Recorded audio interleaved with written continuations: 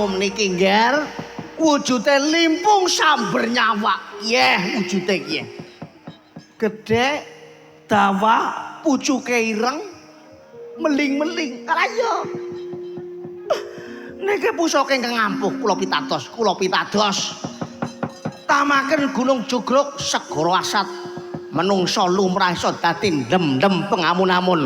Nek ditamakna ngaring menungsa plus crut metu getiyeh dlewer brodol seketika ususek mekaten bener Durna iki pusaka sing ampuh jenenge limpung samber nyawa yen kurang marem gurumu Manik Maninten duweni murid Kartomarma timbalana muridku Dewa Pawaka metu japa supaya minggah ana pendopaku negara Ngasina nesuaken dawuh Sang Penemban.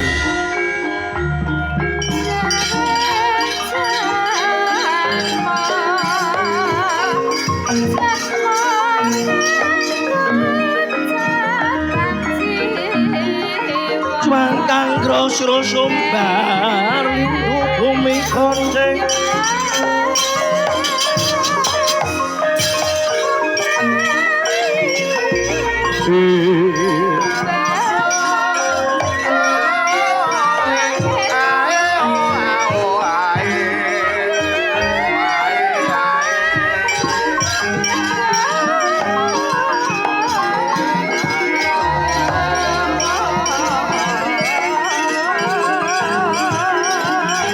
kula ingkang sowan Bapak Penemban. Iya.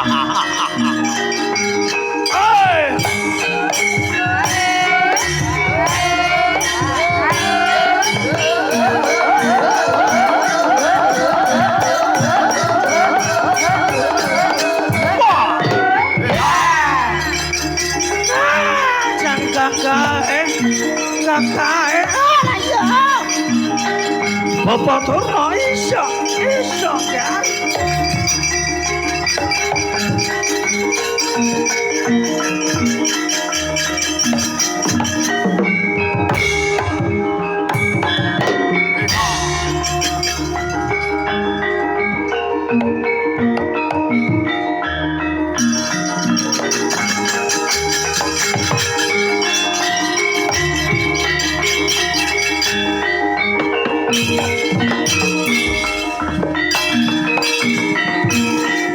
saking kang taranggana kasumiwi kong warata tanpa sawa warata tanpa sawa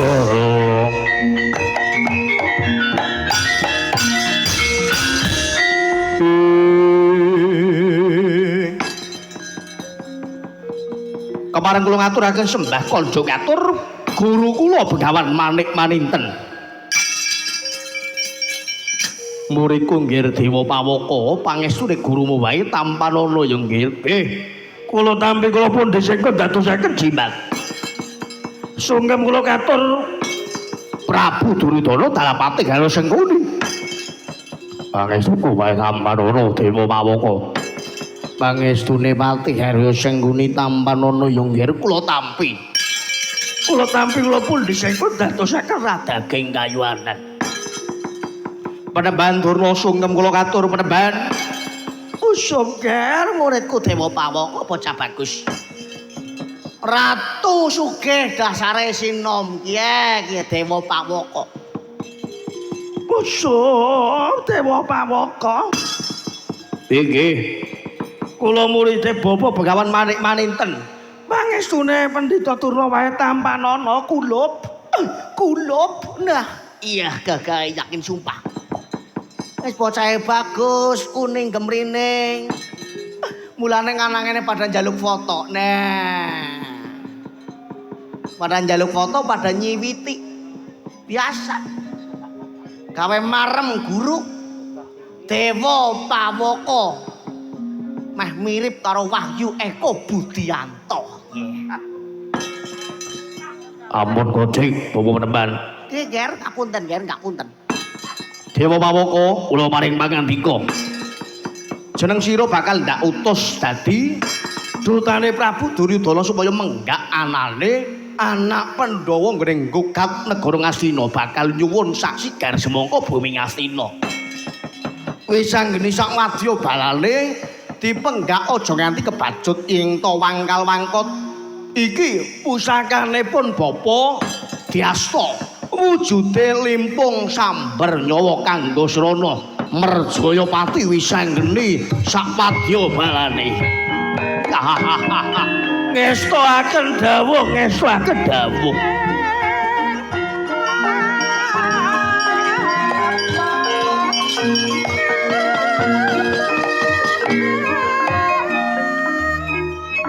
Kemareng nyuwun pamit Prabu Duryudana. Sing ati-ati. Aja nganti Lingganata gedene kedaluwarsa budhal dina saiki iki. Nyuwun pamit. Nyuwun tambahing pangestu Bapak Penebat. Sing ati-ati kula.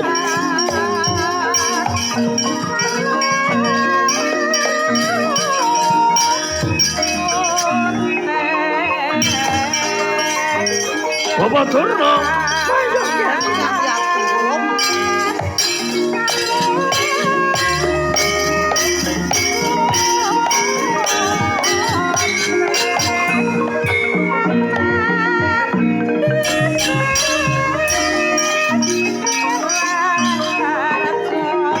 Sisan gawe nggir pun bapa uga bakal nyuwun pamit ngawat-ngawati kawan muridku Dewa Pawaka.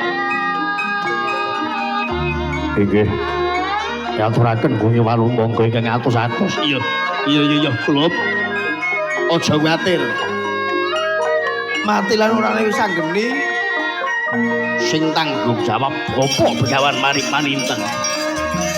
Ayo Dura monggo Kakang Begawan.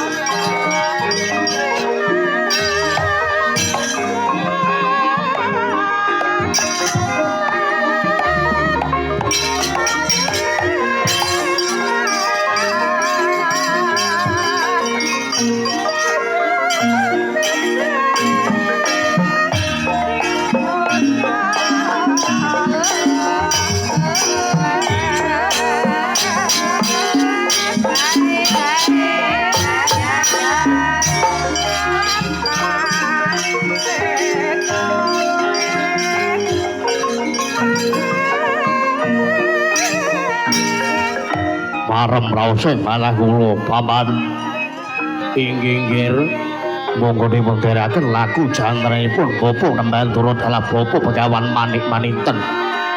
Kula badhe kondur anggedaton. Kemareng nyuwun pamit madal wasilan Darto Marmo Jawa bocah mektu njaba bobare kang padha kantungipun ngestoaken dawuh.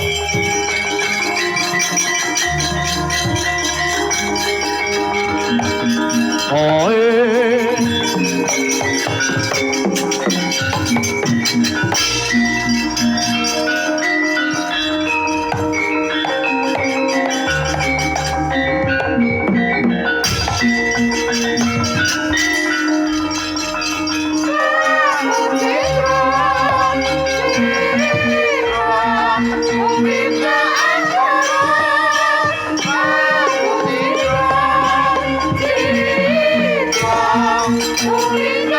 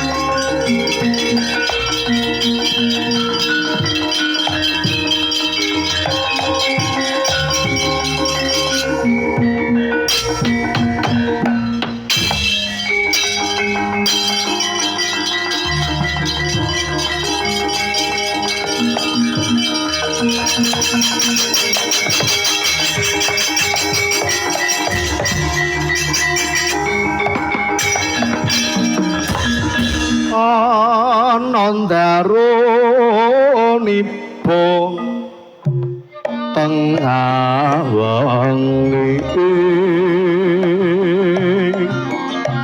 ana dewa kang lang jagat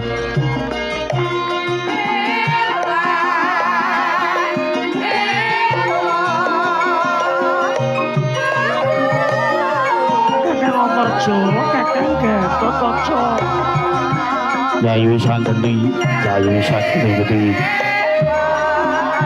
aku lawe karo Kakang Antarja lan Kakang Gatotkaca karana ana wigati sing duwe Yayi Santeni nembe wae durung suwe aku maringake wujuding Nawala surasaning Nawala bakal nyuwun sasigan semangka negara Ngastina. Tegese aku bakal nggugat negara Ngastina. Arep dikaya ngapa Pandhawa kemau rak melu ndarbeni wewenang negara Ngastina. Mula kang saka kowe aku pengen goleti kadilane Wa Prabu Duryudana. Kepengin goleti pengadilane Wa Prabu Duryudana. Iya. Aku kepengin banget sepira wicaksayane Prabu Duryudana apa kira-kira wangkal-wangkal gondeli apa kira-kira bisa ngulungake bumi sak sigar semangka negara Ngastina kaya mangkono mung bae Yayi dhewe kuwi mau ora satriya kuwi mau kudu duweni watak 5 perkara siji satriya kudu wani bebela kelawan negarane wani berkorban cilik ngorbanake bondo gedene ngorbanake nyawa pinuju negara klurugan parang murka saka negara manca bener kaping pindho ngayomi Pandhita Brahmana arep beda suku beda golongan kabeh umum diayomi bener Dimas aja nganti beda-bedake siji lan sijine ana tetembungan rukun gawe sentosa congkrah tundhane mung gawe bubrah kaping 13 asih ning aja nganti duwe pamrih awit manungsa kemau mung nglakoni sapa nandur bakal ngunduh sapa gawe bakal nganggo kaping 4 bawa laksana tuwing janji lati lan pakarti nyawiji antarane pengucap-ucap kelawan janji kudu padha yen iya yo iya yen ora yo ora aja nganti mancela-mencel nggone dadi satriya wong saka tetembungan wika-wiku sabda Brahmana Raja sabdane Pendhita Ratu sekecap datan kena wola-wali kang bungasan bener kanthi dasar adil manut maring kitab suci wahyune ilahi yen pancen Yai Wisanggeni arep nggugat negara Ngastina pun Kakang ya saguh mbiyantu murih bisa kaleksanan kasempatan sedyane diadi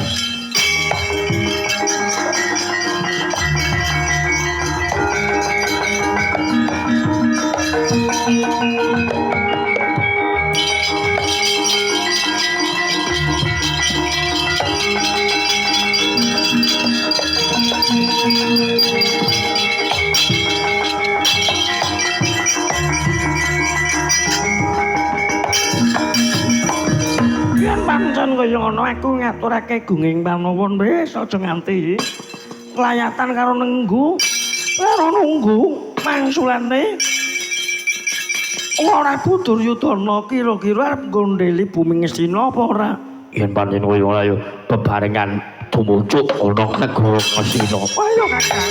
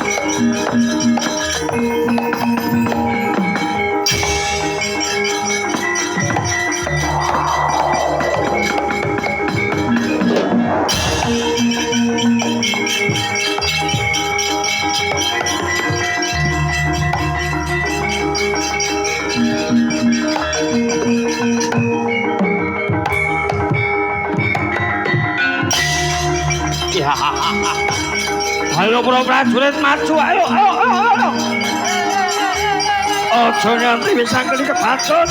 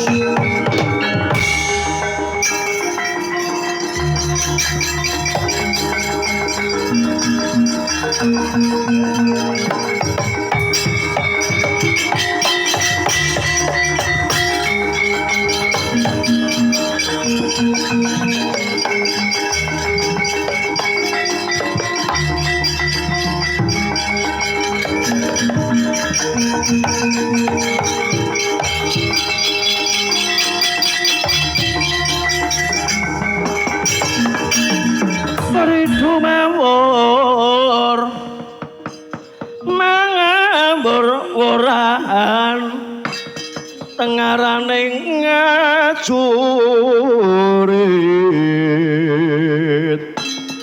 kengemaku rokongso tata kadya botol-botol para panjriting Burangga esti ora kata ingkang